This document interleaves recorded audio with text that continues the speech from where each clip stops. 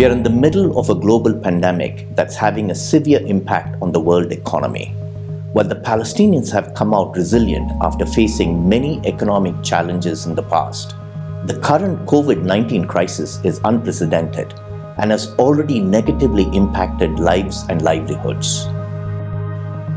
Since the start of the outbreak, the Palestinian government has acted early and decisively, but the economic instruments available to the Palestinian Authority to fight the pandemic are very limited. They do not have a monetary policy and cannot borrow internationally. Based on our recent assessment, if the closures last for 4 months, then the economy may contract by 7.6%, while anything over 6 months will result in a higher contraction of around 11%. Unemployment and poverty, both affecting around a quarter of the population pre-crisis, are expected to grow, and the financing gap could increase to an alarming level from around 600 million in 2019 to double that amount in 2020, mostly due to the additional medical and social spending. The Palestinian Monetary Authority and the Ministry of Finance have taken important actions to support the private sector, but there is still a high risk that many private sector jobs will be permanently lost.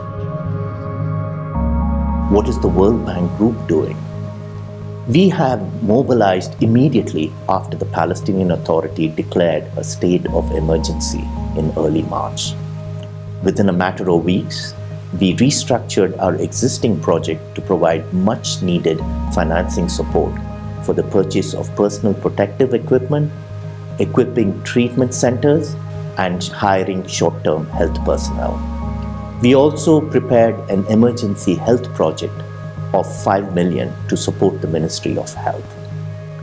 Now, in addressing the needs of livelihoods, the World Bank teams are busy preparing an emergency operation that would provide social assistance and short-term employment opportunities to the poor and vulnerable.